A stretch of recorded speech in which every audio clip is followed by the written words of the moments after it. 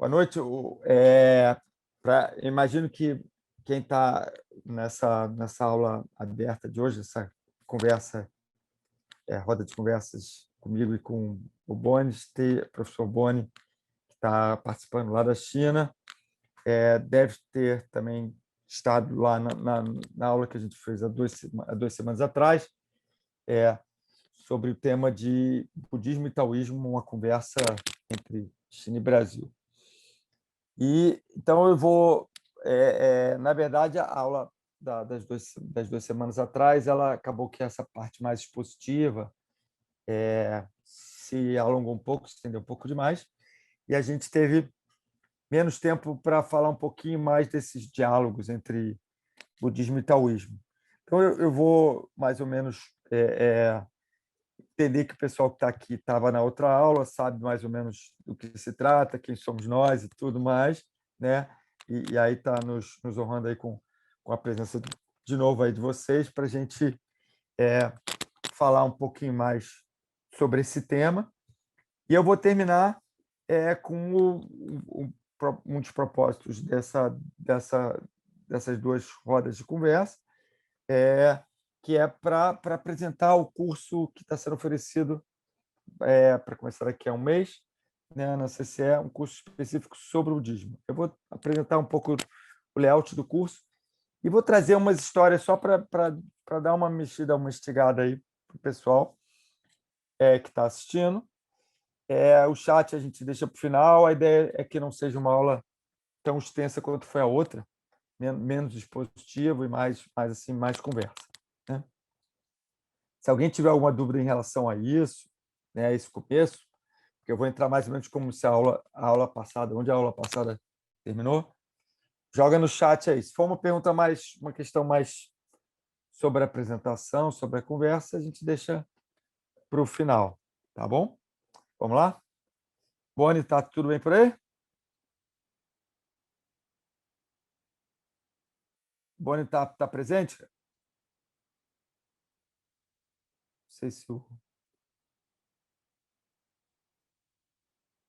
sei se ele está fechado lá, porque ele está com o áudio fechado aí. Mas, bem, ele está acompanhando a gente lá da China. Ah, tá aí. Ele mandou mensagem aqui para... A conexão caiu, mas voltou. Tá bom, tá legal. Ok, vamos lá. Então, a gente vai falar um pouquinho aqui de esse diálogo entre budismo e taoísmo. Aí conversando um pouquinho com o Boni e tudo, eu trouxe aqui uns temazinhos para a gente... Então, falamos sobre o budismo, né? E sobre o taoísmo, o que vocês estão lembrando ou que conhecem, a gente vai meio que trazer agora num certo diálogo. Eu pensei em desenvolver 2 eixos, tá, para essa conversa, que vai ser na filosofia, propostas, digamos, que a gente associe, né, à filosofia, e na religião, na prática mais institucional. Então, o budismo chega na China, né, tem um processo de naturalização bastante complexo, trazendo questões novas, tá? Então, tem uma interação complexa aí que vai influenciar o budismo daí para frente, né? O budismo que vai se desenvolver na China, que depois vai passar para o Japão, Coreia, etc. Entendeu? E também o próprio taoísmo, tá? Que vai se deparar digamos, com concorrentes e com questões novas. Então, a gente vai um pouco pensar o que são essas questões, o que é essa concorrência e esse diálogo, né? Tem uma série de adaptações do budismo, né? O budismo é uma religião, uma filosofia que ela passa por várias línguas, né? Então, a questão da tradução é extremamente importante, porque ela lida com sânscrito, lida com Pali, lida com chinês, com tibetano, com japonês, etc. Tá? Então, tem uma série de questões de tradução para se adaptar para o budismo chinês. E esse budismo chinês, quer dizer, tem vários textos em sânscrito que acabaram sendo perdidos, né? Então, existe até discussão sobre alguns textos que teriam sido criados na China, textos associados aos sutras, né? Que são associados a Buda, mas, em geral, se entende que esses textos foram trazidos e traduzidos na China e depois uma coleção imensa de textos, né? O Taisho Tripitaka, que está na internet, é considerado, alguns autores dizem que é o livro mais longo do mundo, né? Porque é uma quantidade imensa, imensa de textos. Então, primeiro de tudo é isso aí. Tem vários budismos, vários taoísmos, então a gente está sempre, tudo que a gente está falando aqui, vamos falar com cuidado, tá? Rony, você tá me ouvindo? Tá com a conexão boa agora? Tá. Então, beleza. Se quiser ir comentando, Boni, me fala aí, cara, me interrompe ou manda no chat qualquer coisa assim, pra você dar seu pitaco aí tá bom? Para a gente ficar mais dialógico aqui. Então, o primeiro de tudo é que a gente está falando com uma proposta de um sistema, digamos, sistema filosófico, um sistema de visão de mundo, né? Então, é, eles são dogmáticos ou antidogmáticos, né? Que eles pretendem é, é, se impor eu sou budista, então eu acredito nisso e não acredito no resto, ou vice-versa, né? Criando dogmas que devem ser seguidos e acreditados ou não, né?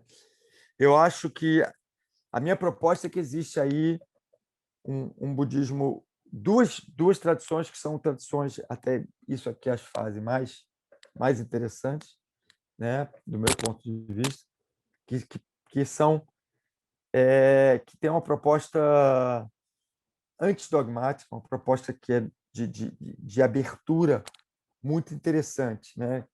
No budismo, a falta de apego, né, a falta de apego que cria o sofrimento, ela tem passagens, né, várias passagens de texto budista que mostram que você não deve se apegar aquilo que está sendo quase que aquilo que está sendo ensinado. Aquilo que está sendo ensinado é uma coisa mais instrumental, menos do que uma coisa que você deve ter tomado a ferro e fogo, né? Então não é uma oferta de mais uma doutrina, é mais uma terapêutica, um caminho para, né, uma proposta de caminho, tá? E que conviveria bem com outras propostas, né? O taoísmo, eu brinco às vezes que essa na parte mais filosófica, nós estamos falando, digamos, aí de uma certa visão, leitura filosófica, ele tem uma proposta, daí o nome dele, né? Tao Jia, ou Tao Jiao, por falar sobre o Tao, que é aquela entidade, né? Aquela entidade amorfa, aquela entidade que é a grande questão, o que é e como ir até ele, é a origem, não é? É uma coisa central, mas talvez, antes de tudo, seja um caminho a ser seguido, a ser traçado, tá? E, por dar nome de Tao, a escola do Tao, né, em chinês, é uma proposta para se pensar os caminhos. Então, ele não estaria propondo um novo caminho, né? Mas propondo que a gente atente para que existem caminhos. Eu posso seguir o caminho, né, do taoísmo, tá? E à medida que eu vou seguindo, ele vai me parecendo o único caminho. Tá? Então, a gente vai traçando esse caminho, mais consciente ou aberto para outros caminhos, né? Então, tem várias passagens do Chuang-Tzu que são bem assim, que a gente chama de relativistas, que ele diz que o que é aceitável, o que é aceitável, no segundo capítulo, né? O caminho tal está lá porque as pessoas caminham ele. Então, por que a gente chama assim? Porque chamamos assim? E tem várias coisas enigmáticas. O Lao Tzu tem leituras mais ou menos dogmáticas, né? Mas eu acho interessante isso, são propostas que são abertas, e isso cria um diálogo, pelo menos do ponto de vista filosófico, acho que cria um diálogo interessante, né? Já sobre essa Já que questão do... você tá falando dessa questão aí do diálogo, ô, Cristiano, Diga, Boni. posso entrar aí com uma Claro, pitada deve histórica? entrar, deve entrar. Não, então, se você colocar essa questão do diálogo, né, e você botou aí do caminho, tá conseguindo me ouvir bem? Minha conexão tá boa? Tá ótimo, estou te ouvindo bem. Então, vamos colocar isso um pouco de uma maneira mais histórica, né? Porque eu acho que você está falando de uma maneira mais assim, filosófica e também de uma maneira que tem a ver mais com a ideia do praticante, né? Do ponto de vista do praticante. Uhum, Mas se a gente levar isso para uma questão assim das fontes históricas, principalmente as fontes históricas do taoísmo, né? A gente tem lá naquele no cânone taoísta vários textos sobre o que seria o taoísmo da dinastia Han, quer dizer, o taoísmo que aparece lá no século II depois de Cristo, né? E um dos textos mais antigos é muito interessante porque ele contém uma referência ao budismo. Acho que é uma das primeiras referências mais ou menos explícitas ao budismo que existem na literatura taoísta. Esse texto ele se chama Mandamentos e Admoestações à Grande Família do Tao. Então, na verdade, ele é um texto que tem até uma data específica, porque dentro do texto ele menciona datas. Ele menciona, por exemplo, a data do que seria a fundação do taoísmo institucional, que, de acordo com a mitologia desenvolvida no texto, remete a 142 depois de Cristo, quando um homem chamado Zhang Daolin teria recebido do Lao Tzu deificado, que é justamente o que aparece nessa foto aqui que você mostrou sobre o taoísmo, nessa foto do PPT, né? Você tem esse homem, uhum, esse velhinho segurando um leque, na verdade isso é o Lao Tzu deificado, é o Lao Jun. E então, de acordo com esse texto, John Daolin teria recebido essa revelação do taoísmo codificado a partir do Lao Jun, do Lao Tzu deificado. Mas o texto em si, ele não é de 142 depois de Cristo. O texto é de depois de 255 depois de Cristo, que é justamente a época dos três reinos, né? Por que tem esses três reinos? Porque esse taoísmo ele surge ali na área de Sichuan e depois que ele forma uma espécie de estado teocrático naquela área, um general chamado Cao Cao, né, um senhor da guerra, na verdade, não é um general propriamente dito, só. Ele conquista aquela área e um homem chamado John Lu, que era o chefe desse estado teocrático, ele se rende às forças de Cao Cao em 215 depois de Cristo. E o texto menciona a data de 255 depois de Cristo. E essa é uma data chave para a relação entre taoísmo e budismo na China, porque esse texto tem uma das primeiras descrições em textos taoístas do que seria o budismo. E é muito interessante notar como é que esse texto descreve o budismo como sendo, na verdade, uma forma estrangeira de taoísmo,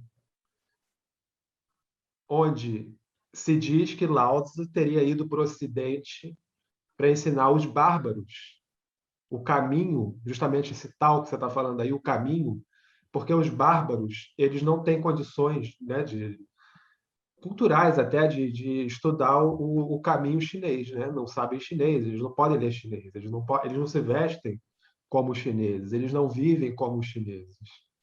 Então o Lao Tzu, ou Lao Jun, o Lao Tzu deificado, foi para o Ocidente e converteu os bárbaros ao Tao. Isso é o budismo, de acordo com esse texto. E aí começa uma tradição de mais de 1.500 anos de discussões sobre o quem é Buda na China. E essa visão taoísta de que o Buda, na verdade, é ou uma encarnação do Lao Tzu, ou então ou o budismo, sendo, na verdade, o budismo sendo uma doutrina para bárbaros, não para os chineses. Entra essa polêmica aí a partir desse ano, né? A partir desse texto você começa a ver a formação dessa polêmica. Então eu queria colocar isso aí como um contraponto, né? Porque enquanto a gente discute budismo e taoísmo como uma questão assim para o praticante, para o indivíduo, etc., nesses contextos e nesses textos, né, aparece como uma questão da convivência dos povos, né? Nós, os chineses, eles, os bárbaros, né? Então, eu acho interessante esse contraste. É, o, é, não tem a menor dúvida, né, que uma vez que você está vivendo, quer dizer, você está na prática, é, num movimento em que você tem a entrada de ideias de fora, né? Esse processo de adaptação, de absorção, de sinicização das ideias na China é uma ideia, quase que um mito constituinte da China, né? Não, todos aqueles bárbaros que entraram na China, né? Sejam os manchus, sejam os mongóis, sejam os budistas, todos foram ficando chineses, né? Então, isso é uma característica central, eu acho, da cultura chinesa, que funciona, quer dizer, claramente como, da maneira que você está falando. E uma coisa é o que as pessoas, o que você vai ver lá nos textos escritos naquela época, né? Seja século II, III, que seja. E outra coisa é o que depois os estudiosos vão perceber ou vão fazer as suas observações em relação a questões que são, obviamente, totalmente... não é na época, no século II ou III depois de Cristo, que estava se pensando se não era dogmático. Isso é o que a gente faz hoje, o que os estudiosos fazem hoje, né? O quanto que o próprio taoísmo absorveu do budismo, né? Isso não vai ser em nenhum momento trazido por aquela, por aquele pessoal, por quem escrevia naquela época, né? Então, uma coisa é a percepção, é o que estava sendo feito e praticado na época, né? E outra coisa é o que a gente vai observar depois na própria evolução dos textos, na própria tradução dos textos budistas, que tipo de adaptação é feita e assim por diante.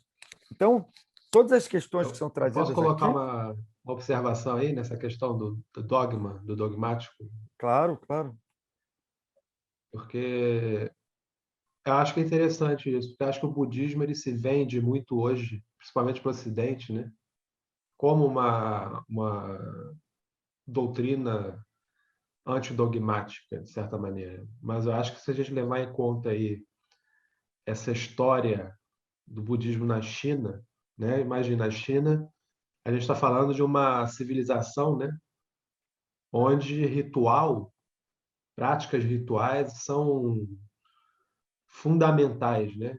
E o budismo ele tem traz suas certas próprias práticas práticas. rituais que são ofensivas para o chinês, né? Esse texto aí que eu estou falando, por exemplo, do século III, ele tem uma descrição que seria uma das primeiras descrições do que seria um budista, como alguém que raspa a cabeça.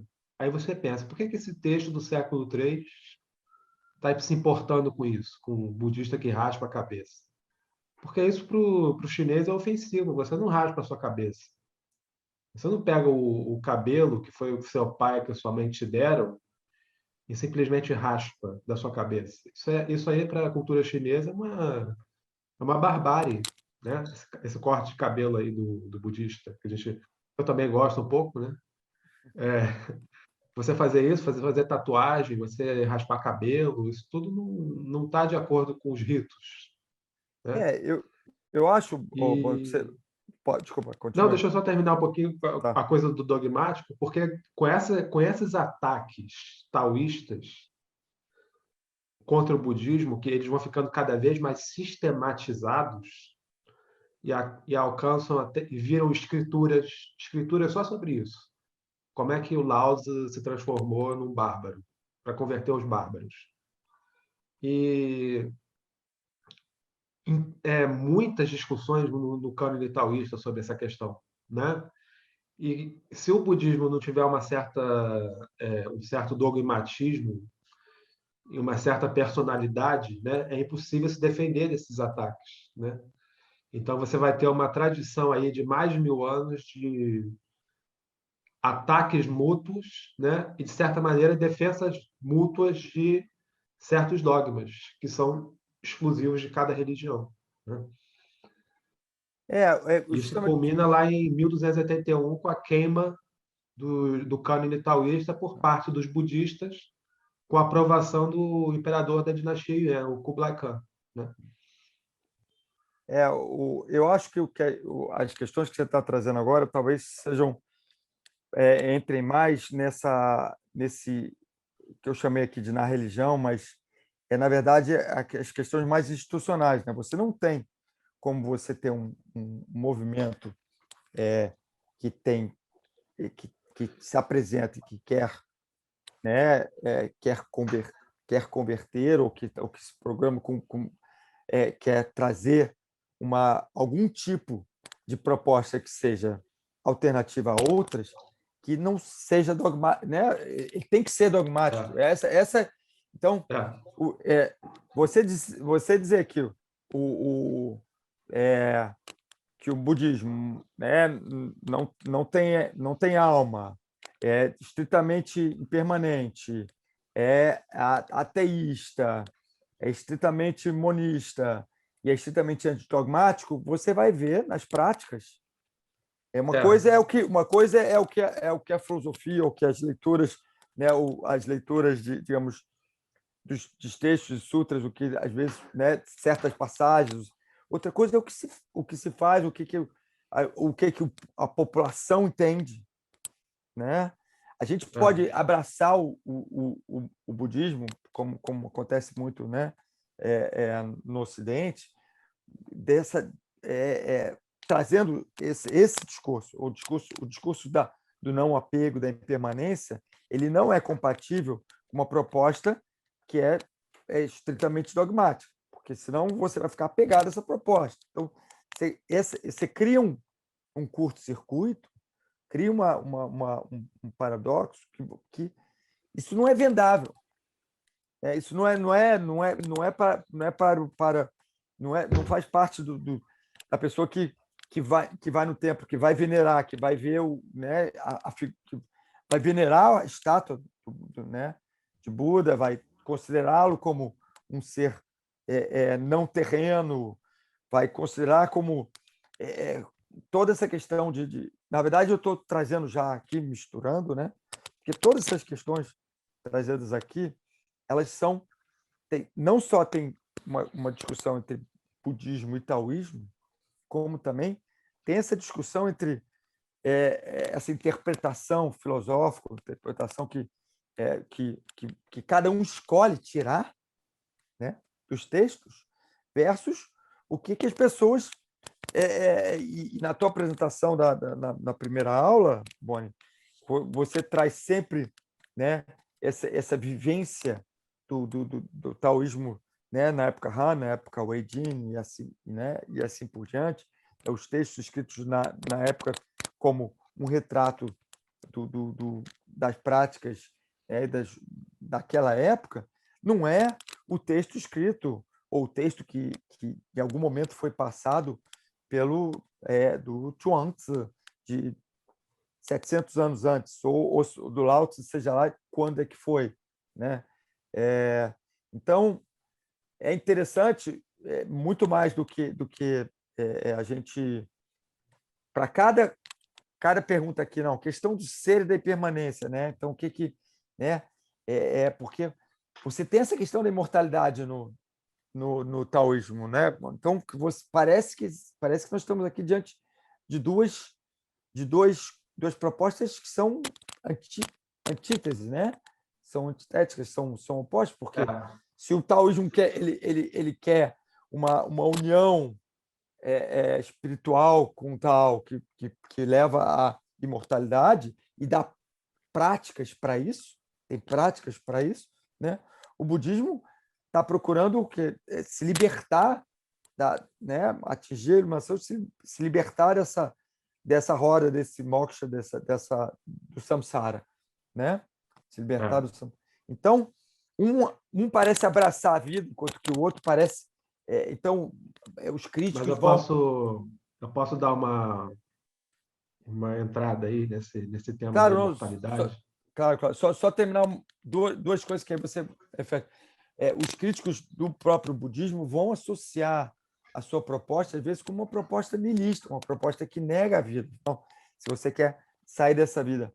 Mas há leituras, né, e nos textos budistas, nos sutras budistas, em que o problema não é a vida, você comer bem, fazer sexo, cultivar os prazeres da vida, né? Tudo isso é permitido e é um dos grandes objetivos, né, do budismo. Entre eles está esse, de viver a vida desde que isso não cause o quê? Um apego, desde que isso não cause não. Então, se eu comer bem, então eu preciso daquilo, eu preciso de comer. Então, essa sutileza é difícil e ela é explorada por aqueles críticos, né? E na prática ela é difícil de se aplicar. O que é mais complicado do que karma, né?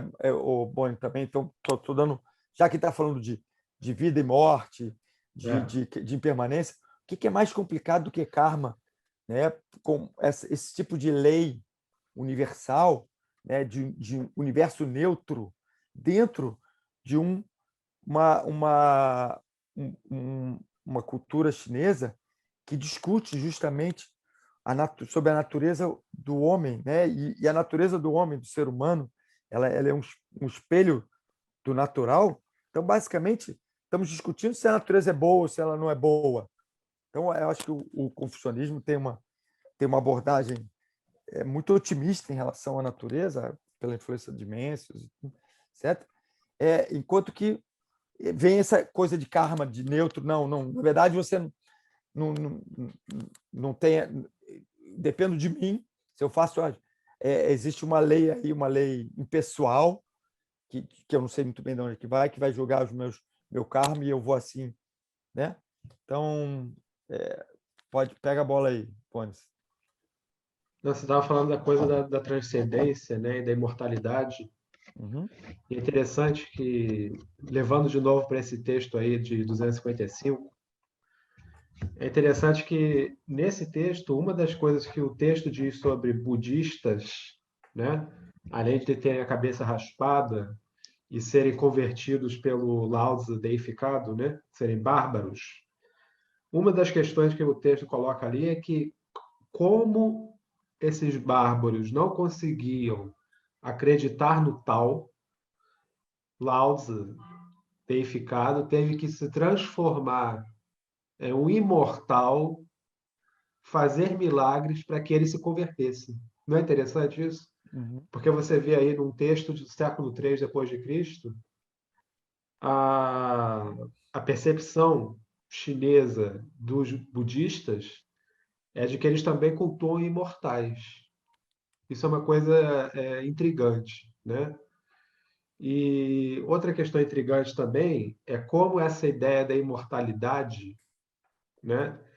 Ela já no período das 6 dinastias, que é o período de divisão da China em vários reinos, a gente coloca aí de 220 depois de Cristo a 589 depois de Cristo, né? Nesse período, essa ideia de mortalidade, que ela já existia bem antes, até se você pensar no Zhuangzi, tem uma certa ideia de mortalidade também. Existe uma certa descrição geográfica dos imortais ali no Zhuangzi.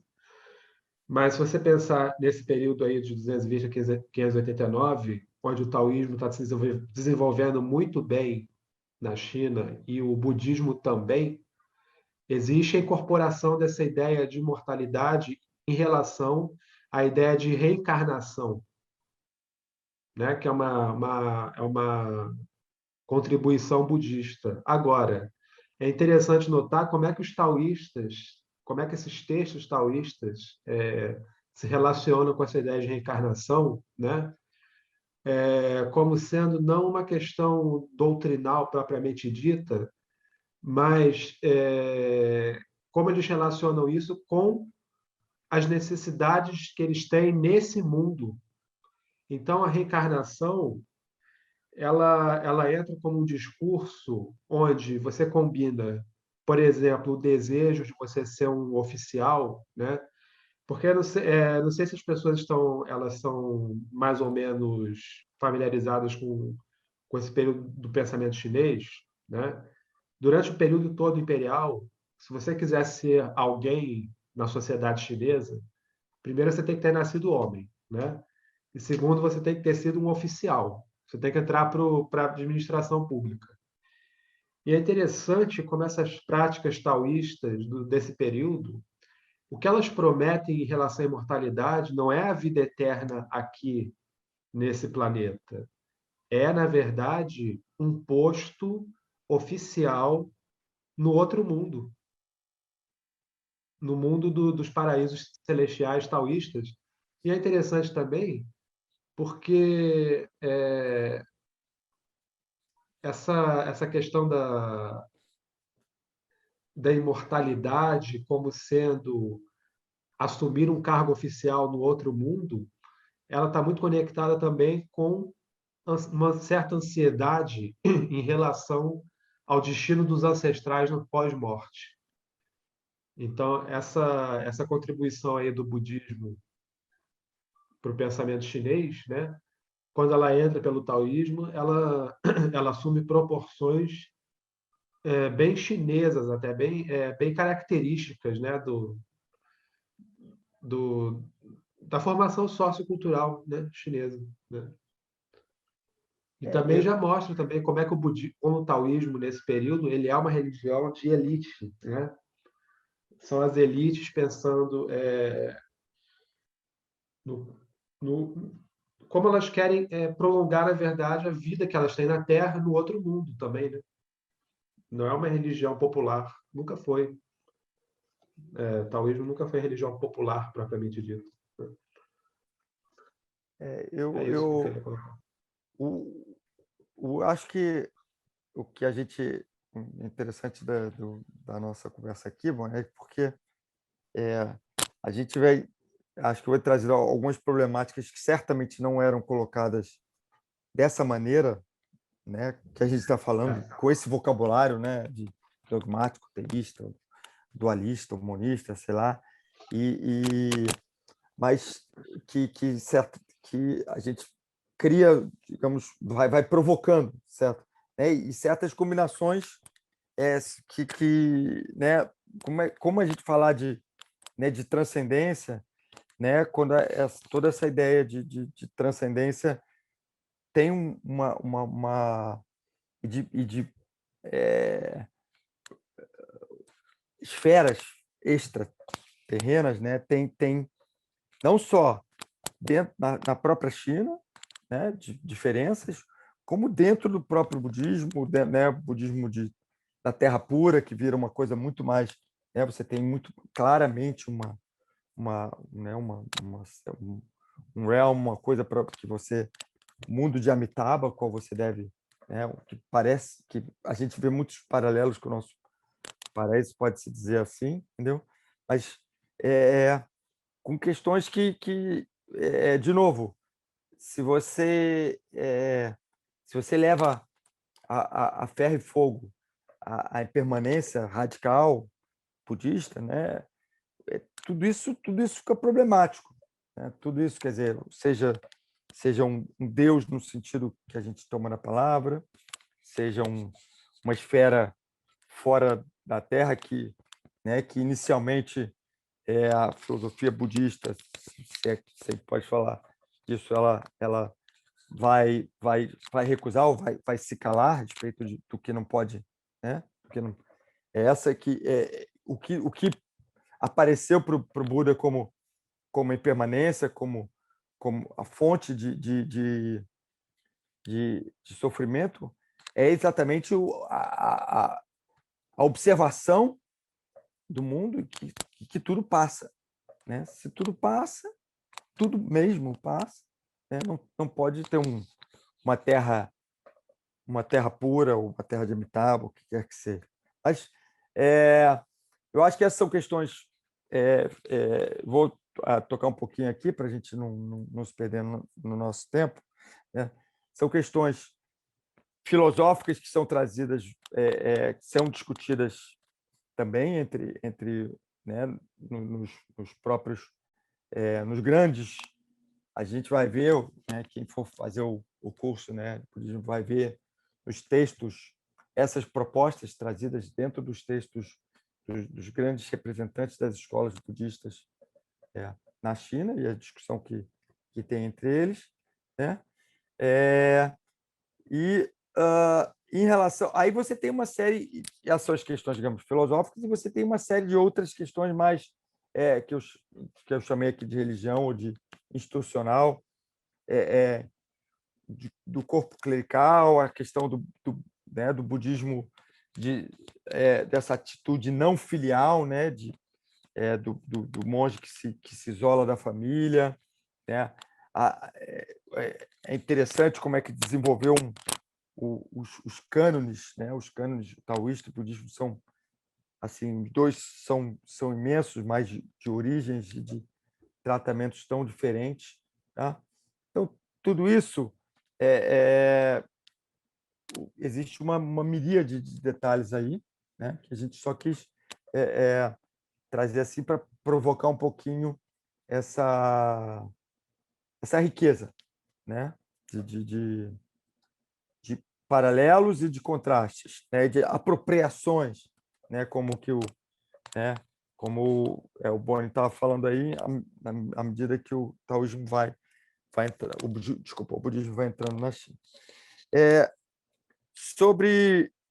Então, né? Então a gente falou um pouco sobre budismo, falou sobre taoísmo, estamos vendo essa competição, esse diálogo, tá?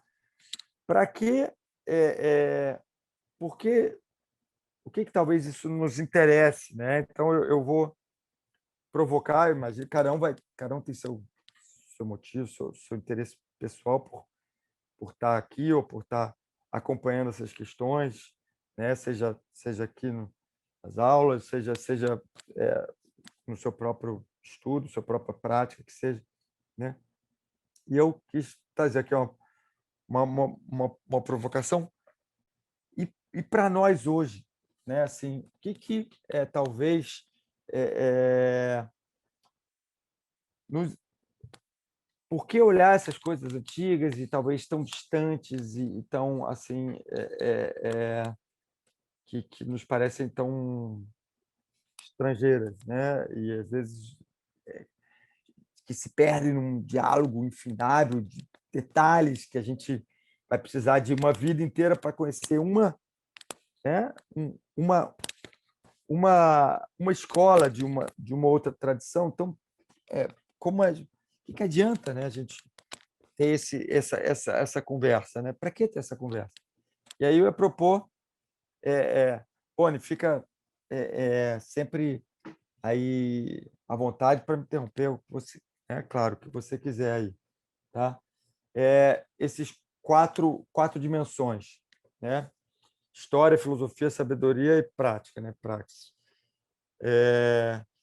Então, talvez vocês sejam motivados por alguma coisa perto do que eu vou dizer, mas se não forem, talvez ajude vocês a se motivarem mais ou a pensar mais, né?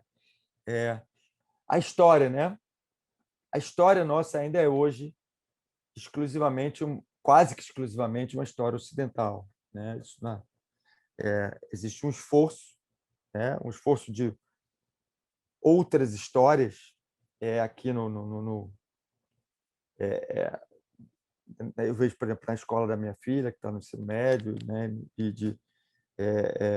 você vê outras histórias, né, e dentro do próprio do Brasil, né,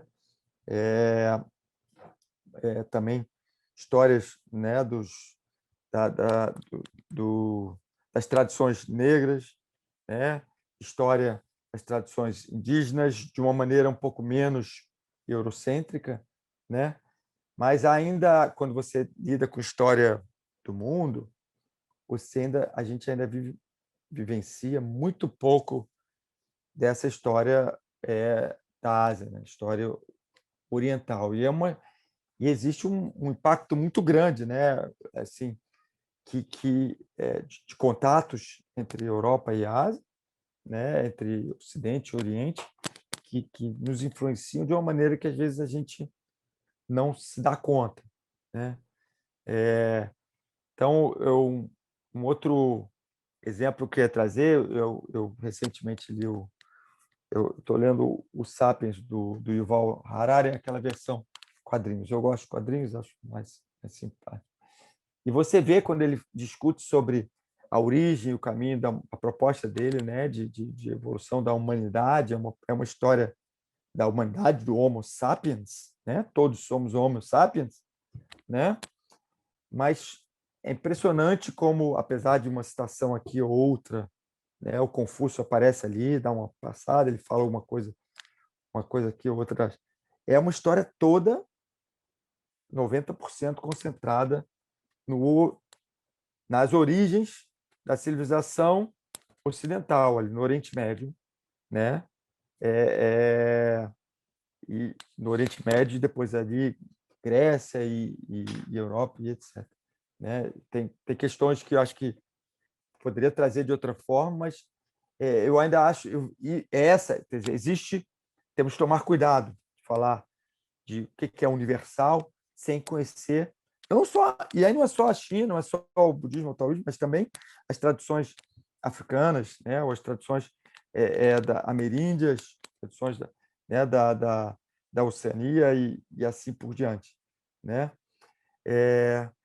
E uma outra questão que eu quando a gente fala né, de história, de choque civilizacional, de fim da história, existia um diálogo muito grande desse choque civilizacional entre o Ocidente e o que estava se chocando ali.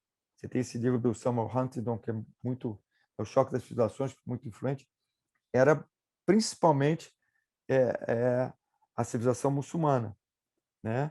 Falava-se um pouco de Ásia e tudo, etc. Mas se existe hoje um diálogo sobre o que está, o que choque, o que interação que está acontecendo, é uma interação que parece que está trazendo dois protagonistas Frankensteins, né? Porque não existe isso na prática, mas existe aí uma certa tradição ocidental e uma tradição oriental com seus modelos e etc. Né?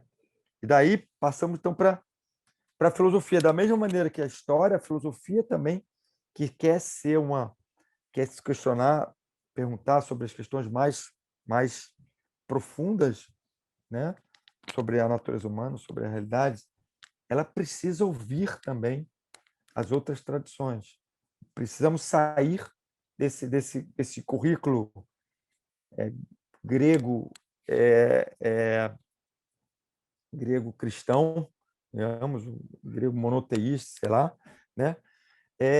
E, e,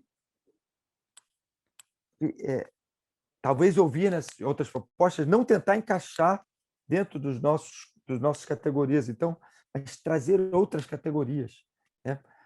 Pensar esse livro aqui que é um livro francês que pergunta se há uma filosofia chinesa. Então, pergunta, será que a gente pode dar esse status de filosofia chinesa, né? Então, nem isso, talvez, essa discussão o que é filosofia, eu acho extremamente positiva. E a filosofia oriental tem certas propostas que vêm, às vezes, a atender quase que problemas da nossa que a nossa filosofia parece que não consegue resolver, né? Essas questões de universalismo e relativismo que a gente está eternamente discutindo aqui, quem lidou ou lida ou conhece ou tem interesse em filosofia já ouviu muito sobre essa questão. Ela ela assume outras proporções e outros caminhos quando a gente traz propostas do Oriente, propostas ameríndias e outras propostas. Quem já leu sobre a obra do Eduardo Vieira Castro, sobre a civilização, sobre conhecimento da cultura ameríndia, sabe do que eu estou falando. Né?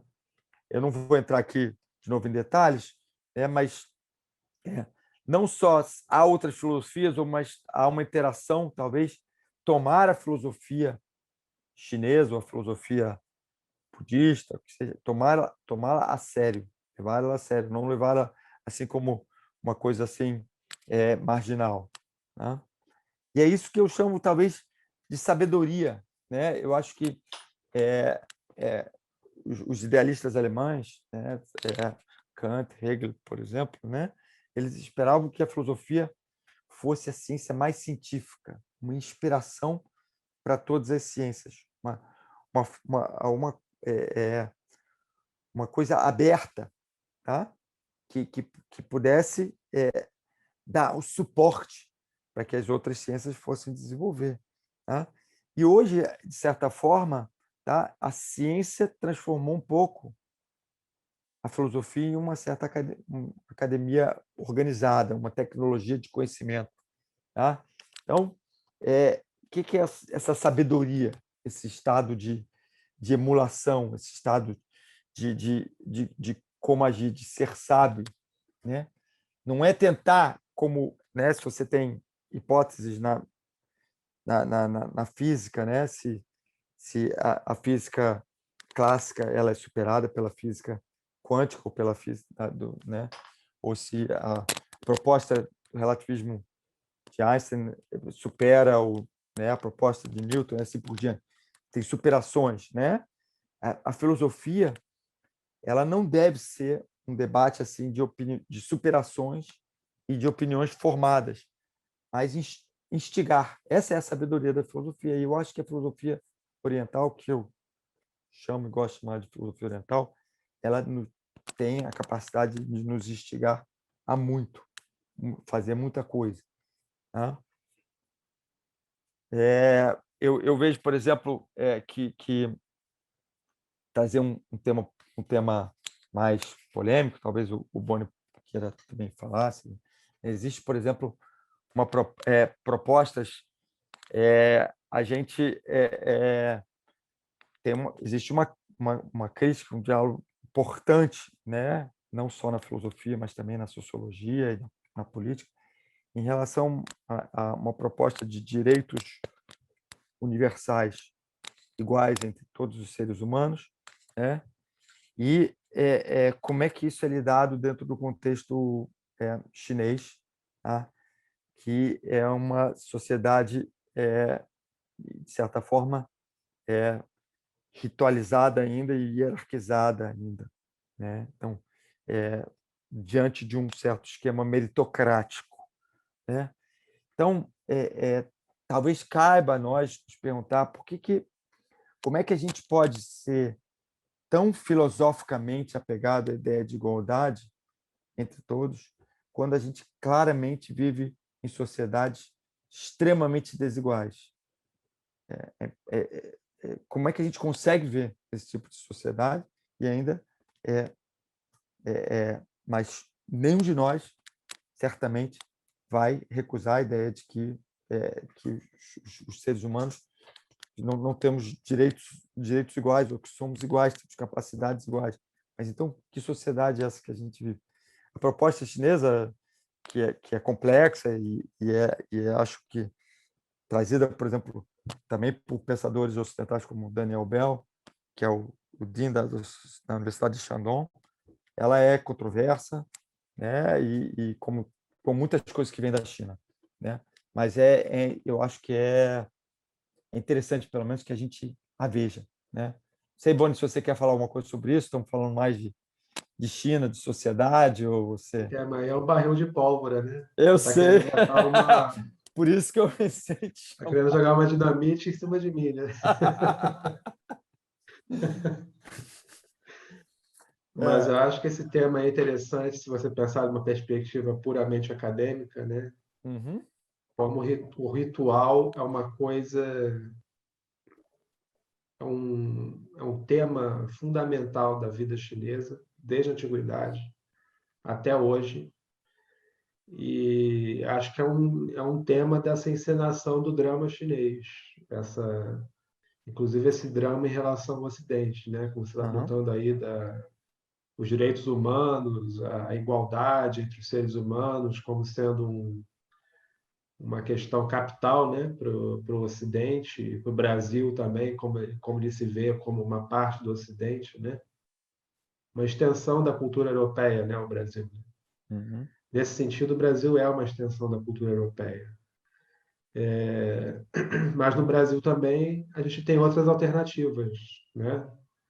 A gente tem o pensamento afro-brasileiro, por exemplo, as religiões afro-brasileiras que se orientam muito por uma uma organização ritual e hierárquica, né, da sociedade, e elas não são piores do que a proposta ocidental, né?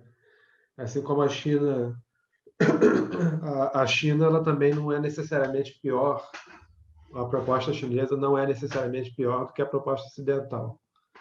Agora, e é engraçado isso que você colocou da desigualdade, né? Você anda em Copacabana, é mendigo para tudo que é lado, né? A gente está gritando, gritando a desigualdade, desigualdade, e você vê a igualdade. A gente está gritando pela igualdade, mas a desigualdade ela é brutal, né? Na nossa cara, né?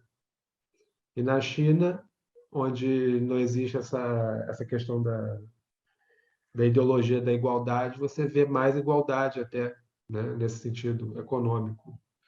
Então, eu acho que como historiador e como pesquisador de ritual, eu acho perigoso a gente pensar que as ideias que a gente tem, né, elas se traduzem em realidade necessariamente, né? Ou que as nossas ideias, elas reproduzem quem somos, né? O que fazemos, né? Mas se você levar para uma questão aí de uma questão mais acadêmica, eu acho que essa questão da não aceitação da igualdade entre humanos na China, ela tem muito a ver com essa questão do ritual, né? Porque se a gente for levar esses textos confucionistas do período antigo, esses textos taoístas também, eles colocam no ritual a solução para a harmonização da sociedade, né? Os problemas sociais eles são resolvidos por meio de ritual, né? Então, mesmo com a burocracia imperial, mesmo com a formação do Estado moderno chinês, rituais continuam sendo um paradigma para organizar as relações humanas. E uma das coisas que os rituais fazem, né, se a gente levar agora para a questão desses estudos de ritual, uma das coisas que o ritual faz é justamente a coisa da ritualização, que é o quê? A ritualização, esse conceito que é muito trabalhado, principalmente na Catherine Bell, que é uma estudiosa de ritual, é a ideia de que o ritual ele não é uma coisa, então ele não pode ser reificado, né?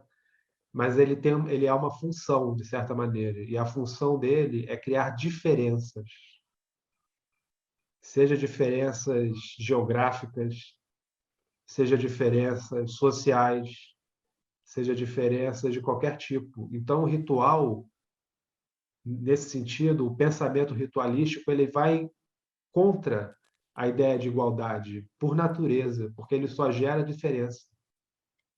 Você É, não participa de um ritual de maioridade para continuar sendo um menor de idade, né? Você não participa de um ritual de casamento para continuar sendo solteiro. O ritual ele é um criador de diferença. Então, uma das questões aí, se você quiser entrar nessa questão chinesa, do porquê que o chinês tem dificuldade de aceitar essa ideia da igualdade, como a gente gosta de vender no Ocidente, tem que levar em conta a questão do ritual. Não tem mais, toda essa.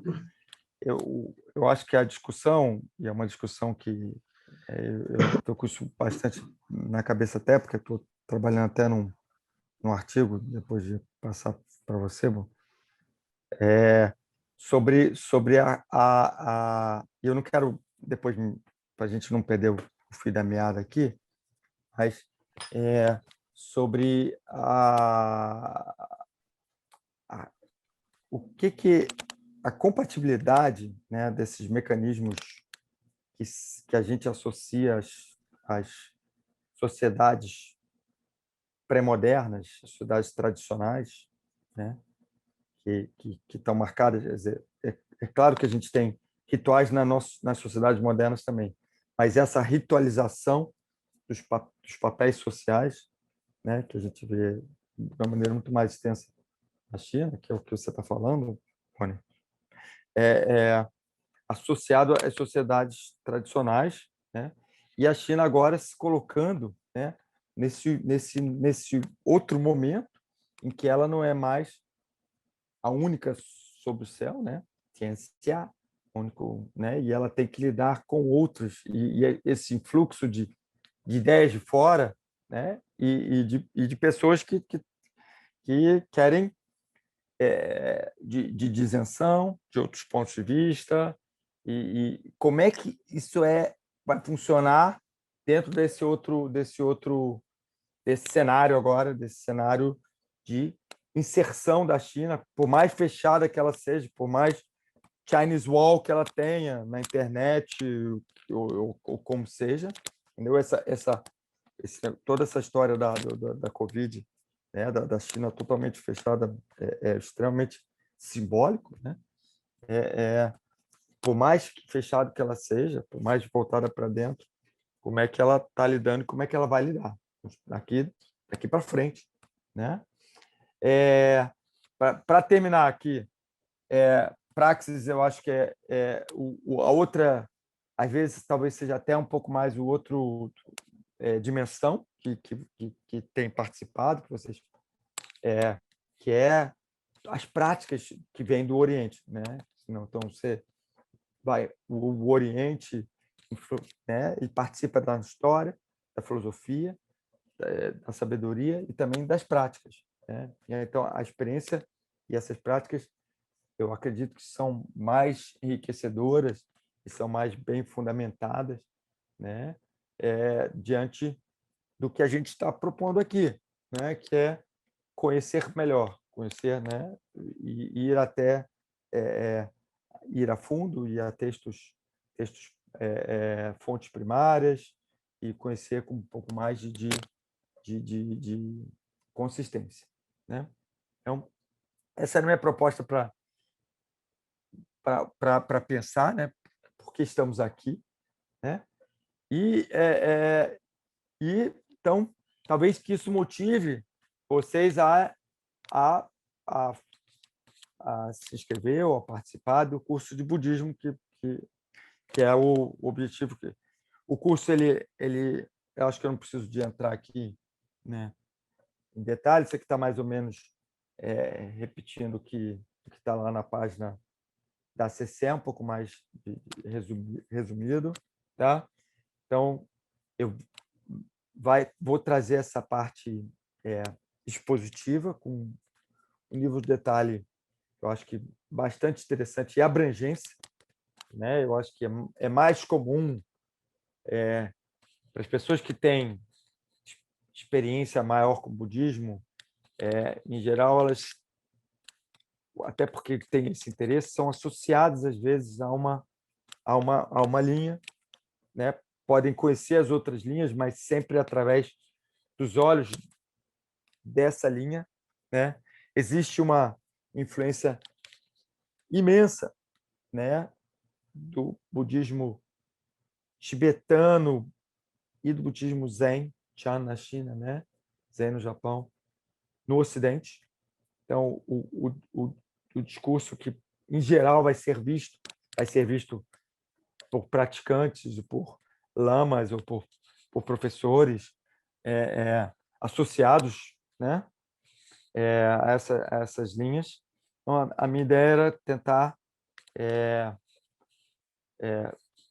absolutamente sem desmerecer, porque eu acho que são experiências diferentes, absolutamente diferentes, e é por isso que eu acho que mesmo para uma pessoa que às vezes já tenha, né, desenvolvido um conhecimento, né, numa certa linha, também pode ter a aproveitar esse curso que é um curso mais que eu estou chamando aqui de mais abrangente, né? E aí depois dessa parte expositiva é uma discussão mais sobre sobre as grandes questões, né? E um pouquinho essas questões que eu chamo de filosóficas aí, que é a área que eu acabo trabalhando mais, né? Eu vou trazer aqui rapidamente, sem desenvolver muito, para que eu acho que, de novo, é para provocar um interesse de vocês, né? A ideia dessa roda de conversa é essa, provocar um interesse, tá? Um pouquinho do tipo de coisas que a gente vai ver no curso, né? Por exemplo, né, esse Sutra do Coração, né? Na verdade, é o coração da perfeição da sabedoria, né? O Pranaparamita Hridaya, em inglês, desculpa, em chinês, o Xinjiang, é o clássico do coração, né?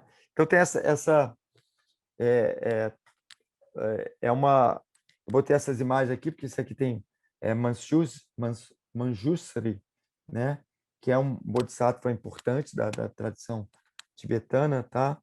E que está associada a a tradição do Pranaparamita, tá? Que vai dar origem às outras escolas do Mahayana. Eu estou colocando tudo aqui nomes, tá? A gente falou um pouquinho na primeira aula e a ideia é só instigar um pouquinho vocês, né? Quem não conhece, para que possa ou queira conhecer. Então, você tem aqui o Sutra do Coração aqui em cima da flor de lótus, né?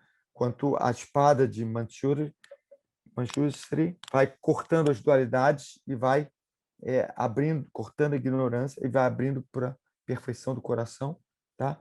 É lá em Xi'an, na chamada Beilin, né? Beilin, Floresta de Estelas, que é um museu de gravações fantástico que tem em Xi'an, tá?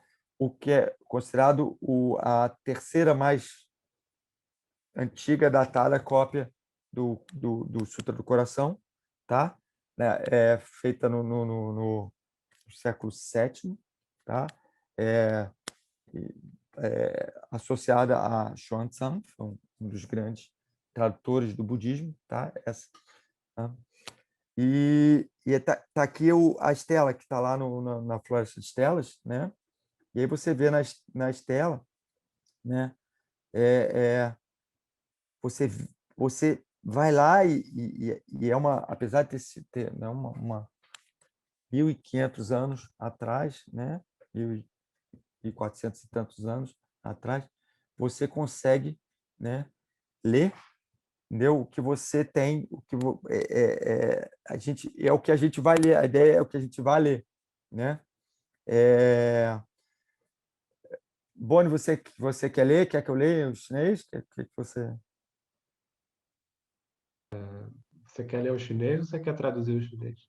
Não, eu botei uma tradução aqui embaixo, tá? Entendi. Posso ler em chinês? Você quer ler em chinês? Ou quer que eu leia? Posso? Eu posso ler, mas é engraçado, né? Porque a gente tem que levar em conta que quando essa estela aí foi erguida, né? Uhum, uhum. O chinês ele era pronunciado diferente. Então você Claro, pode ler não, em não. mandarim. A gente vai É, ler em mandarim, é claro. Não, é, bem, mas estou não sei. falando que Não, não, não porque é. esse é um aspecto interessante. Se você ler o texto em sânscrito, por exemplo, em teoria, Você consegue até reconstruir a fonética, né, do período, né? Não, você tem Mas o. aqui, Se você pensar que o clássico da poesia, né, é, chinês, ele não faz sentido assim,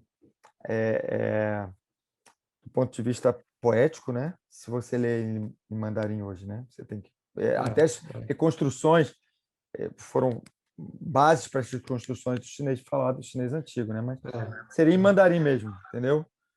Né? Então, 观自在菩萨行深般若波罗蜜多时，照见无云皆空，度一切苦厄。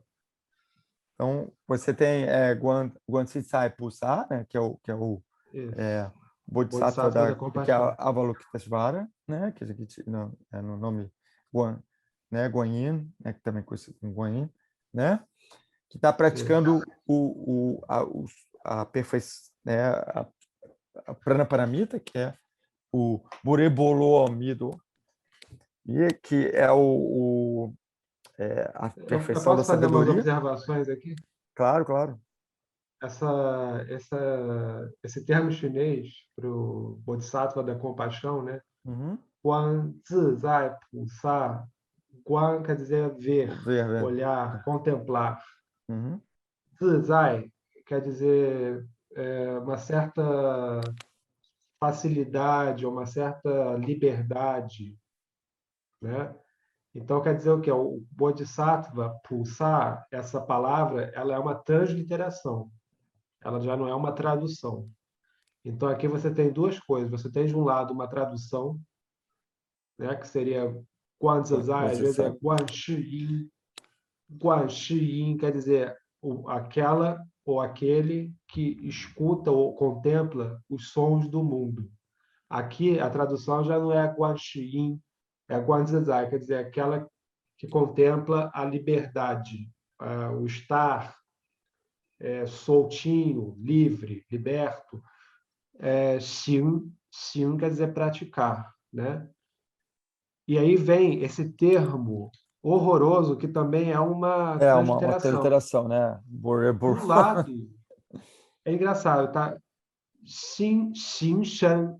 Esse Shan, ele vem como um adjetivo.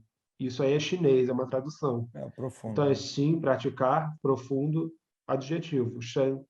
Agora, esse termo aí é horrível, porã. Tem gente que fala como parô. Tem Panro. gente que traduz como porã, polô, mito.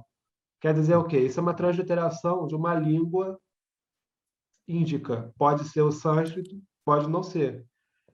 Porã seria prajna, né? É, Polô, seria paramita. Prajna sendo a sabedoria e paramita sendo a perfeição. Então, a perfeição da sabedoria. Então, vocês veem que ele não traduziu isso. É um termo tão chave, tão importante, que eles preferiram transliterar. e Zhao Jian, né? Zhao Jian viu, teve uma visão completa. Wu Yun. Agora, esse Wu Yun, ele traduz os cinco ele traduz skandhas. os skandhas, né? Ele traduz, Tem ele não uma, usa tem uma ideia aí transliteração. de, de, de, de alguma coisa que contém, né? Que é profundo, como se fosse alguma coisa que acumula e vai mantendo, né? O termo Isso, chinês, né? Que isso, são que isso. são na tradição budista, né? Os skandhas que são os aspectos da realidade. Tem vários tipos de interpretação, mas a ideia é que a gente poderia traduzir como realidade, mas que na verdade é uma E o, e, melhor manter o skandha. e o vazio também traduz, né? Com, Com, né? Com je, com, que é a tu, tradução para i, shunyata, che, né? ku, É, é, Sofrimento também traduz. é. Quer Aí, dizer, é interessante, né? A é, estratégia de. então ele está lido aqui, né? Você pode ver que os caracteres estão aqui. Mais à frente você tem essa passagem que é um mantra, né? Rupan Sunyata Sunyata Varupam, que é em chinês Sabui Kong, Kong Bui Su, Su, né?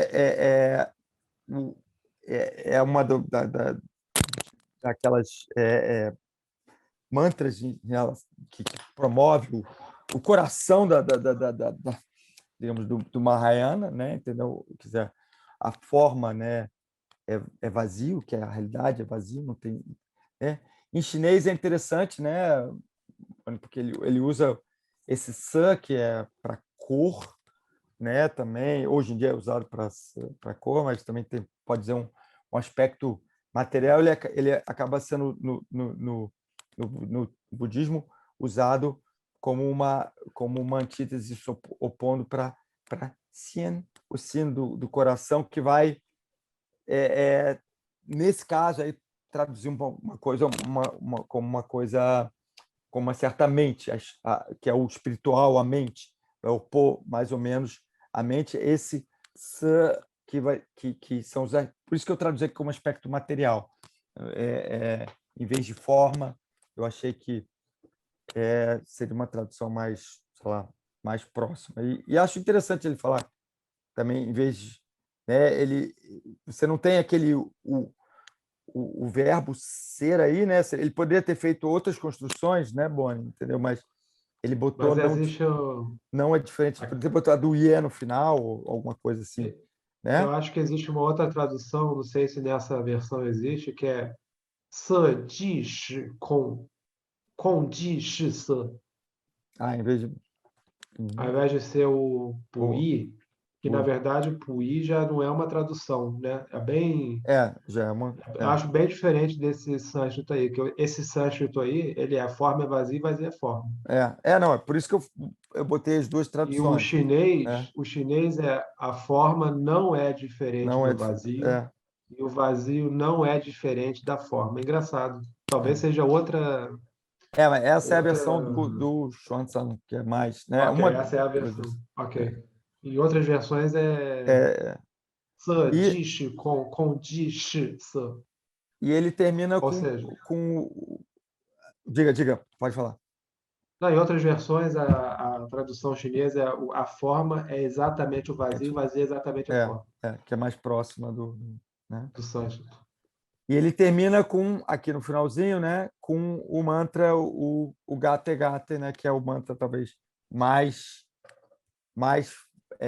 que ele chama de encantamento, né? Interessante, porque no final ele fala, né, ele está aqui, né, ele vai falar aquele Chou, que é um encantamento, né, para ser. E ele aí, aqui é bastante, tem uma parte transliteral, eu até tinha mandado para você, né? Eu acho esse Jedi, esse aqui, né? Quer dizer, só para a gente, para quem não conhece, né? É aquele é, um mantra que é às vezes pronunciado milhares de vezes, né? Quer dizer, quando você consegue ir, né? Você tem aquela ideia de atravessar alguma coisa, tá? Então você conseguir chegar ali aonde na iluminação, né? Então você vai além, você vai no limite ali, completamente além, né? Então gate para gate, além para samgate, você vai completamente além. E aí você tem a iluminação Bodhi, né? Que aqui está transliterado como Buti, né? E o Svaha, que é aquela um assim seja, um uma uma algumas pessoas às vezes se aproximam como um amém, entendeu? Mas um amém é tem uma carga pesada, né? Mas é uma, uma, uma expressão, né? De maravilhamento, né? Não. Gate para Na gate, verdade, para é uma samgate, expressão bodhisva. com valor ritual, né? Não. Porque essa, de acordo com os especialistas de budismo e de hinduísmo, né? Sohar seria o quê? Seria a esposa de Agni, que é o deus do fogo. E o que tem a ver o deus do fogo com isso?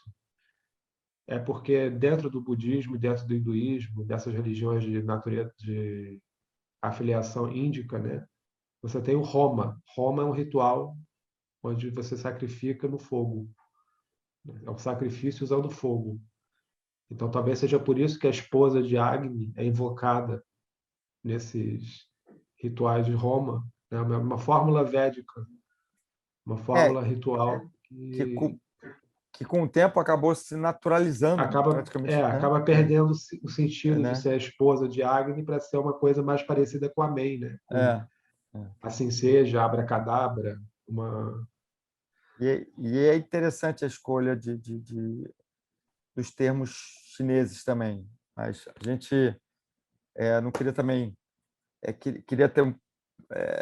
Eu só queria mostrar um pouco para vocês, entendeu? O que a gente, né, pode explorar no, no, no curso. E aí eu ia trazer, para terminar aqui, ia contar algumas histórias, tá? 4 histórias para a gente terminar aqui. Uma era eu esse livro foi escrito pelo Hermann Hesse, né, em 1922, e que traz esse personagem, Siddhartha, tá? Que não é o Siddhartha Gautama, não é o Buda, né? Ele conta uma história que eu vou fazer um super resumo aqui para é, é, que, que traz o Hermann Hesse tinha muito interesse na filosofia oriental, ele escreveu outros livros, O Caminho para o Oriente também, outros livros sobre o tema, é uma espécie de uma cultura do Lebenskrankheit, né, da doença da vida que ele sentia, tá? Então Siddhartha ele tem eles têm aqueles problemas, uma história, um histórico parecido com o Siddhartha Gautama, né? Não é por nada que ele tem o mesmo nome.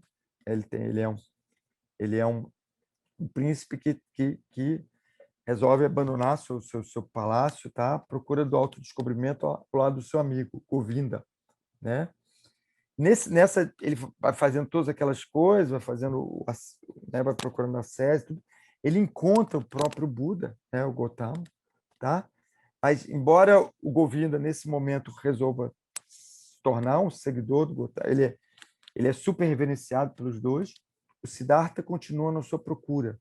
E aí já tem uma proposta do livro que ele precisa, né, que a pessoa deve não procurar ter um guia, um sensei, um lama, o que quer que seja, mas procurar por si próprio, né? Não ser representado por um professor, tá?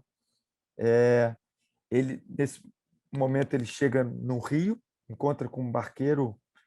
Eu estou fazendo aqui um resumo rápido, né? Só para vocês, depois eu vou fazer uma passagem. Ele encontra o barqueiro, o Vasudeva, tá? Ele não tem como pagar a passagem para atravessar o rio. O Vasudeva fala: olha, não se preocupa, não. Um dia você vai conseguir me compensar, tá? Ele atravessa o rio, chega numa cidade. Nessa cidade ele conhece uma cortesã que é a mulher mais linda do mundo, chamada Kamala, tá? E ela fala para o Siddhartha: olha, você tem que.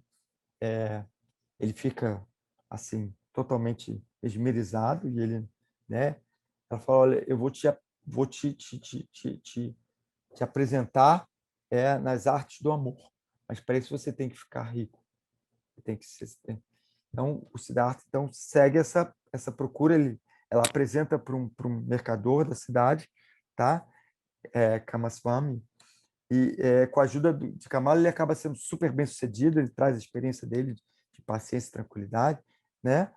É, e é claro que em um certo momento, e aí ele então se encontra com Kamala, que tem todas as experiências nas artes do amor, mas ele também vê que aquilo não é o que ele estava procurando, né? Então, que aquilo não é o caminho. Então, ele abandona a cidade e retorna àquele rio. Em certo momento, ele chega a contemplar o suicídio, terminar com, né? Mas ele é salvo pela uma experiência do Om, né? Ele tem uma primeira iluminação aí, né? e que ele começa a ter um olhar sobre o sofrimento, sobre a origem do sofrimento, sobre a impermanência, tá? E acaba retornando a viver com o barqueiro, com o Vasudeva, e começa a ajudar ele como forma daquela compensação, né? Um dia aparece Kamala, né, que se tornou uma discípula do Buda, com o filho, que é o filho de Siddhartha, tá? Mas ela é picada por uma cobra e acaba morrendo. Então Siddhartha tentou criar esse filho, né? Mas o filho é rebelde, que não reconhece, não reconhece, não quer estar com Siddhartha e foge.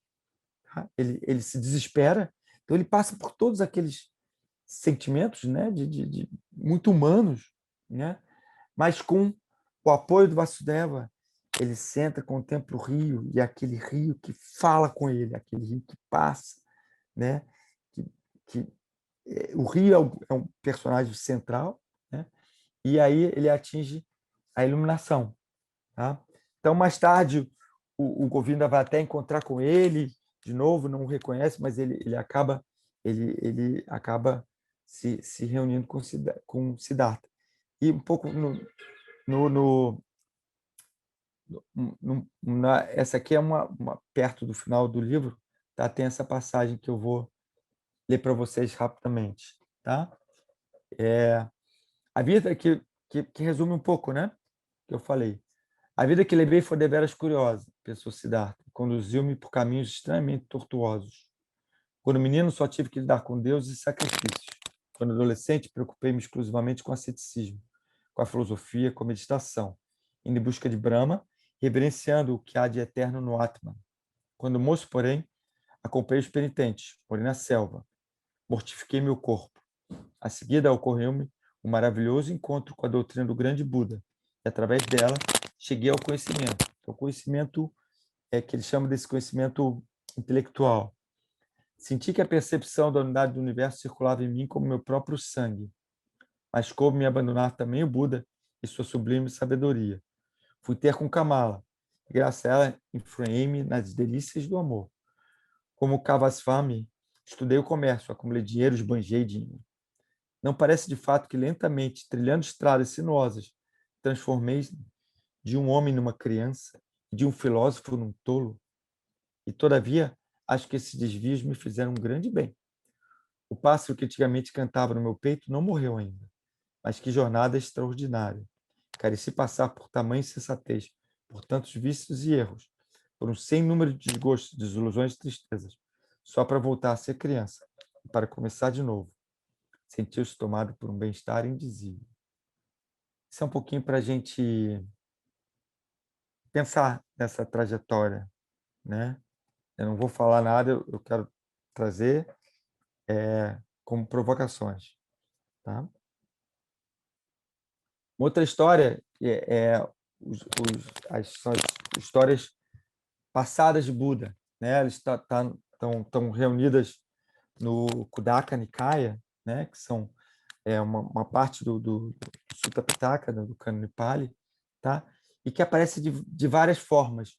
Uma das formas, né? Então tem traduções, e são contadas, são histórias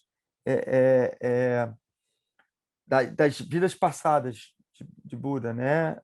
Então tem um outro Nikaya, uma outra parte do Kudaya Nikaya, que é o Buddha Vamsa, que fala um pouco quais são essas 23 Budas do passado, tá? E a apresentação do Buda Maitreya, o Buda do futuro, tá? E só que no Jataka, né? Ele vai contando essas histórias em que o Buda volta de várias maneiras, tá? E muitas vezes como animais. E um dos animais preferidos, um dos animais que aparece muito é o macaco, tá? Esse aqui contado numa história em quadrinhos publicadas na Índia, né? Que até hoje circula e é lido pelas crianças indianas, e se você mesmo na Amazon você vai acabar encontrando. Você tem desenhos em cavernas na Índia, tá? Você tem discussões mais acadêmicas, você tem leituras por crianças. E essa é aquela história muito, né? Sumara Jataka, né? Que é o Jataka número 208, tá? Que é a história do crocodilo, do jacaré e o crocodilo que eu trouxe aqui, porque todo mundo já deve ter ouvido em alguma maneira, né? O Bodhisattva, tá? E o Buda passado é o macaco, né? E e uma das esposas, e ele mora perto do rio, tá? E aqui tem o crocodilo que está lá no rio com a esposa. Uma das esposas do crocodilo diz que tem uma ânsia, uma vontade profunda de comer o coração do macaco, né? E o crocodilo, puxa, como é que eu vou mais comer? O macaco está lá em cima das árvores, etc. Convencê-lo, como é que eu vou conseguir pegá-lo, né? Então, ele vai e fala pro macaco, olha, você não está vendo aquelas frutas lá do outro lado, né? Olha que frutas bonitas e tudo. E o macaco, então, de uma maneira até bastante ingênua, né? Convence, tá bom, como é que eu vou atravessar o crocodilo? Vai nas minhas costas. Quem é que não viu essa história, né? Trazida de várias maneiras, em outras tradições.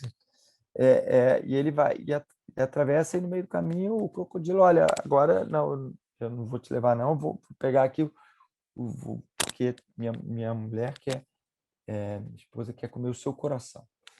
Aí o macaco fala que meu coração não está comigo.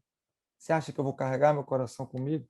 Eu pulo de árvore em árvore, meu coração ia ficar todo balançado de árvore em árvore. Não, não. Você precisa. Meu coração está guardado lá em cima daquela árvore. Aí é a hora do jacaré, do crocodilo ficar, ser o ingênuo e levar o macaco lá. Então, me mostra lá o coração que eu vou poupar a sua vida. E é claro que quando ele volta, o macaco diz: olha, não tá nada, você não entendeu? Agora é você que não vai me pegar, porque agora eu estou aqui protegido.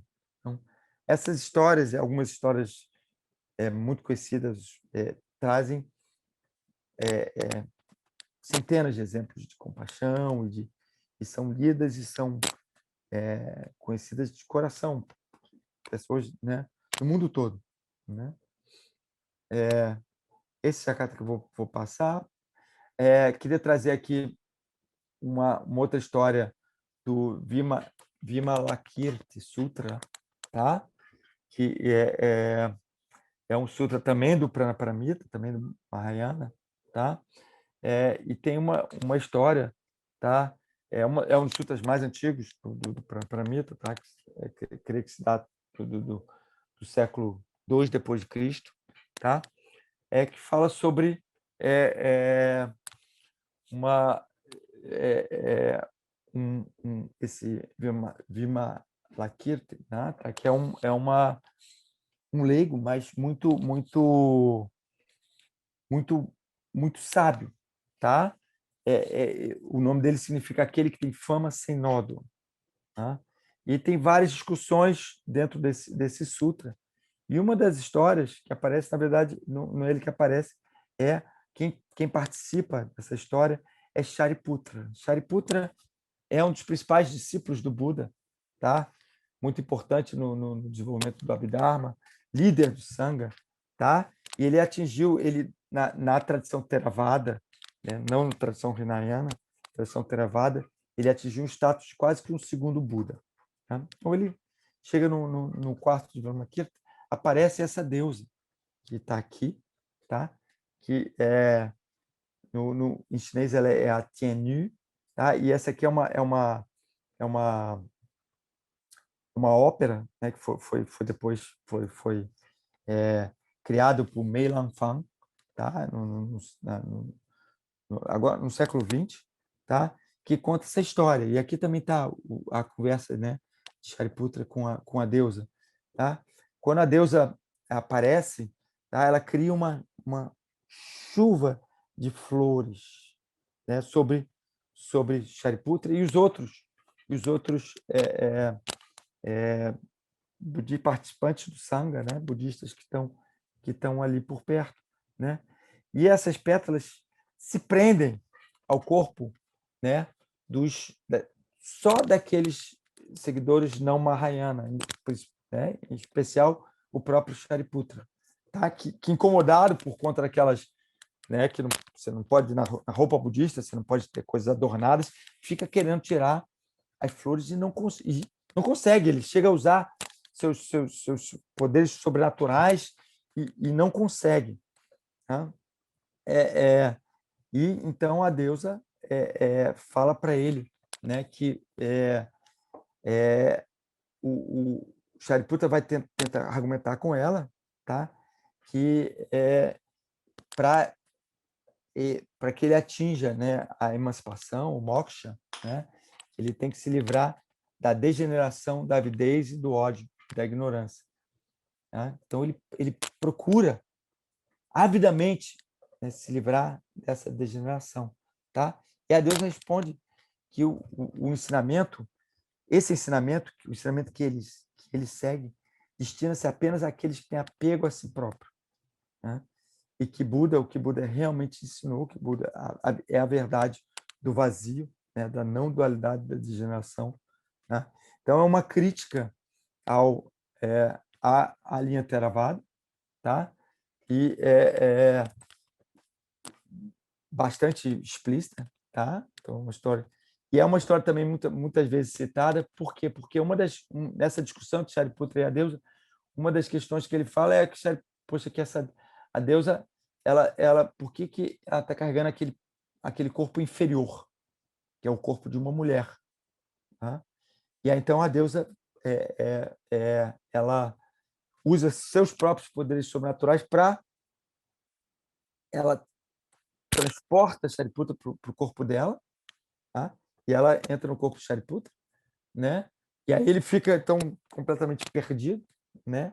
E percebe que aquela questão né, do corpo, do homem, da mulher, não faz, né? Não faz sentido. Ele acaba voltando para o corpo dela, tá?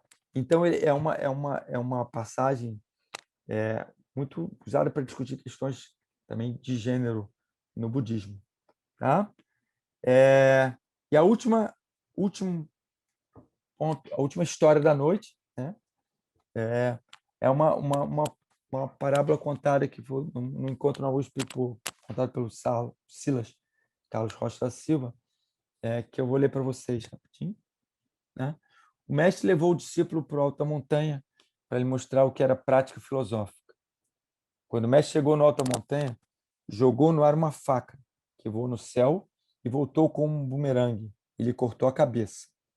A cabeça e seu corpo separados, cada um caiu para um lado da escapa montanhosa, e o discípulo, sem saber o que escolher, sem ter tempo mesmo para correr atrás de salvar. O que ele ia salvar? A cabeça ou o corpo?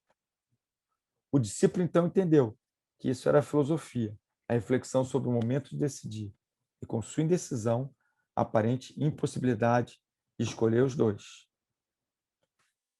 Quem tiver interesse de explorar histórias como essas, né?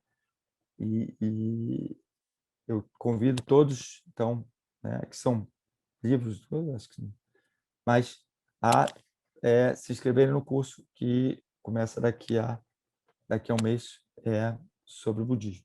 Tá? Então, queria agradecer a presença de todos, agradecer ao Boni, a sua presença também, Boni. Eu que agradeço. Alguma coisa você gostaria de falar agora, antes da gente terminar, Boni? Não, eu queria dizer para as pessoas que elas deveriam fazer esse curso, é uma boa oportunidade para aprender não só a questão empírica, né, da história do budismo, etc., mas também para pensar um pouco além do que a gente conhece, né? Porque a gente é a gente é muito imerso nessa coisa da filosofia europeia, do pensamento europeu, do pensamento até americano, ocidental, e a gente tem muito pouco contato, muita pouca oportunidade de ter o contato com esse outro, né? Com essa outra coisa que a gente não conhece. Então, acho que é uma excelente oportunidade para as pessoas terem aí para expandirem seus horizontes, né, intelectuais. Isso aí, então, eu queria de novo agradecer quem esteve aí, tá aqui hoje, teve na outra roda. Essa aula vai tá gravada também, tá? Só tem aqui uma questão, né, na verdade, é um comentário da Davi no chat, né, sobre filosofia da elite, né, diferenciar a filosofia da elite da religião popular. Esse é um ponto que a gente trouxe várias vezes aqui na nossa conversa e é um ponto que aparece um pouco porque o foco, né, apesar de que a gente, né, tem que tentar, né, encontrar-se com um pouquinho de tudo, existe o foco, né? Eu acho que o foco que o Boni quis trazer aqui é o foco mais na pesquisa dele, né, ligado a essas práticas que a gente está chamando das práticas institucionais ou religiosas, e esse encontro também das práticas taoístas com as práticas populares na China, né? Enquanto que, do meu lado, eu trago um pouco mais um pouco mais das propostas filosóficas e das análises dos próprios proponentes, digamos, desses sutras e desses textos, a sua, né, seja principalmente na China, né, mas também as análises trazidas por filósofos e por sinólogos nos dias de hoje, né? Então, mais uma vez, queria agradecer a todos. Vamos encerrando aqui, Boni? O Tiago Andrade da Silva tem uma questão aqui. Trouxe aqui? Tá, eu não vi, não tinha visto, desculpa. Sim. Uma questão longa aqui. Possibilidade de estabelecer uma ponte entre símbolos através da prática de inspiração, Qigong. Há certa tendência estudos acadêmicos tentar interpretar essas práticas através da grade conceitual feminina.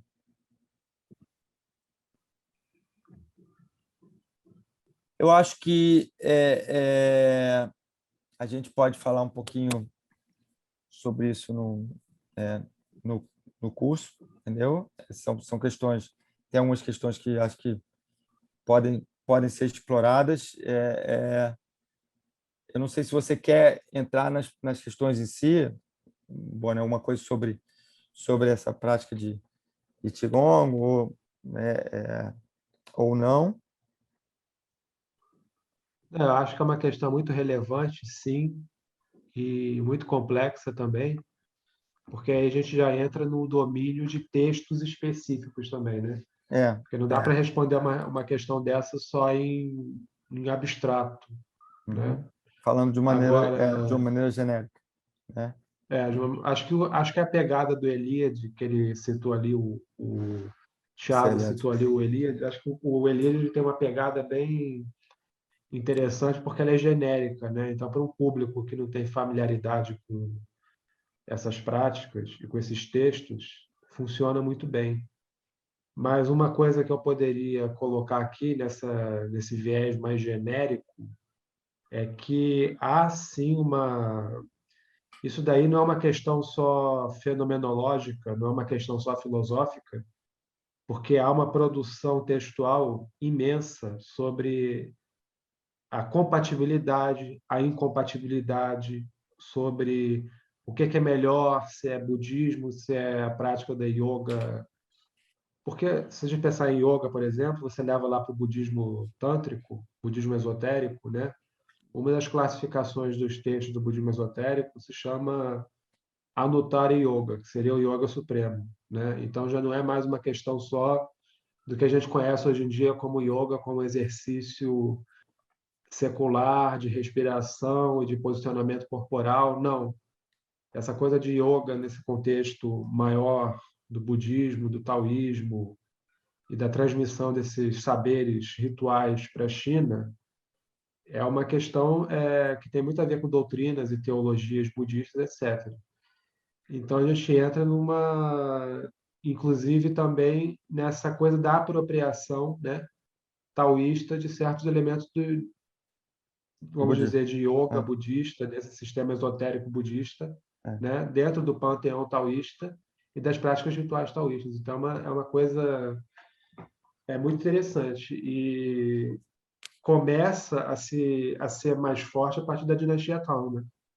A partir do século VII até o IX, quando o budismo esotérico começa a ser traduzido para o chinês, né?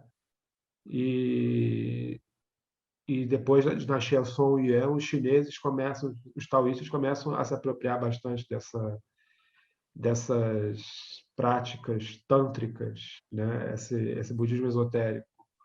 Você vê isso até mesmo nos textos, em certas invocações taoístas que, na verdade, estão escritas em pseudo-sânscrito, né?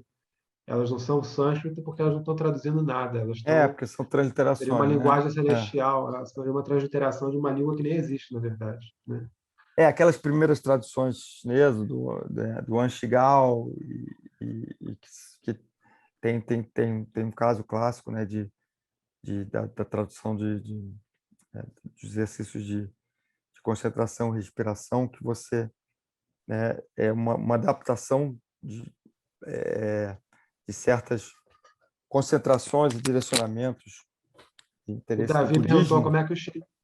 Sim, e trazidos que ele traduz pelo som, né, que ele vai apropriar, sim. digamos, que ele vai colocar isso no texto budista, termos que são depois ele vai adaptar termos que são e vai ser lido aquilo como um tipo de meditação taoísta, né? Como que um pouco que você estava falando lá atrás também sobre a maneira como acaba sendo totalmente domesticado, né? E eventualmente isso vai ser desenvolvido com outros graus de, de, de sofisticação ou de interesse à medida que mais e mais textos forem sendo traduzidos na China e tendo mais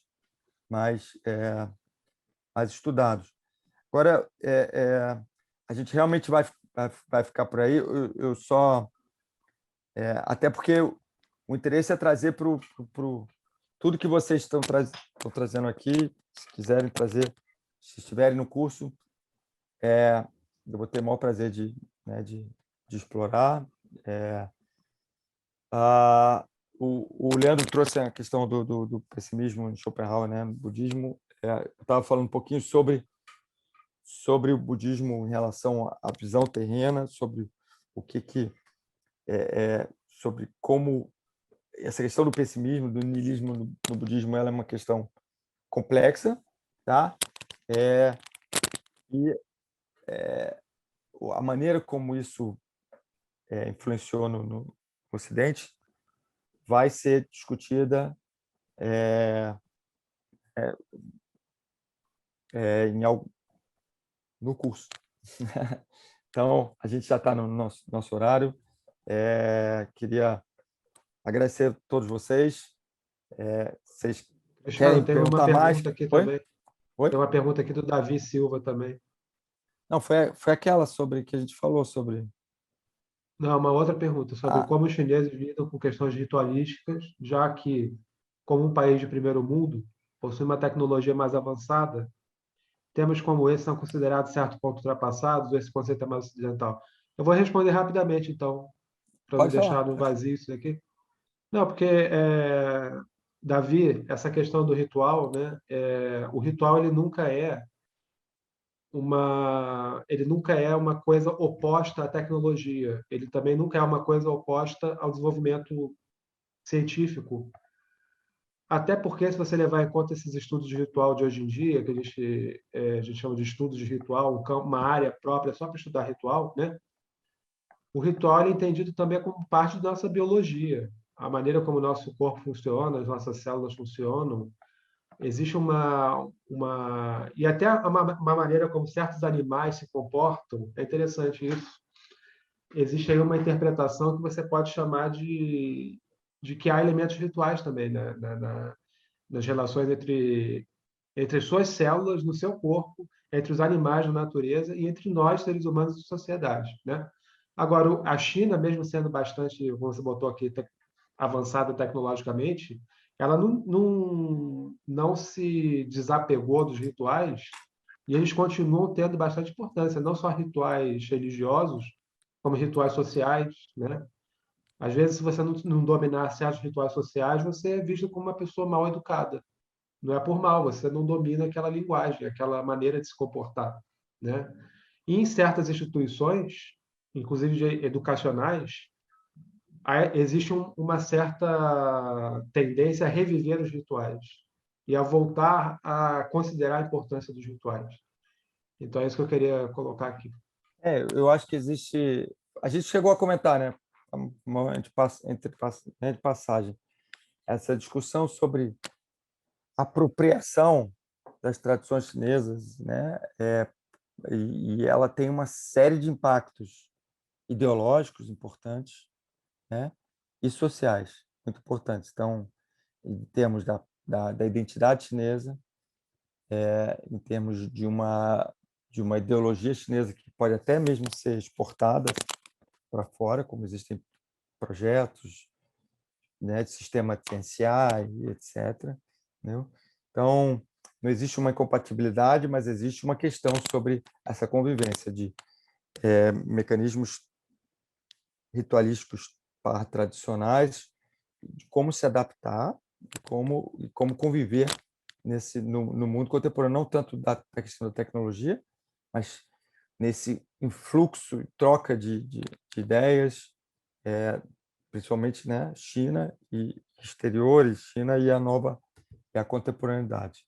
Então, por último, então vou novamente aí agradecer a todos e quem tiver interesse, espero contar com vocês lá daqui a um mês, tá? Obrigado aí, obrigado, Boni. Valeu. Obrigado a vocês.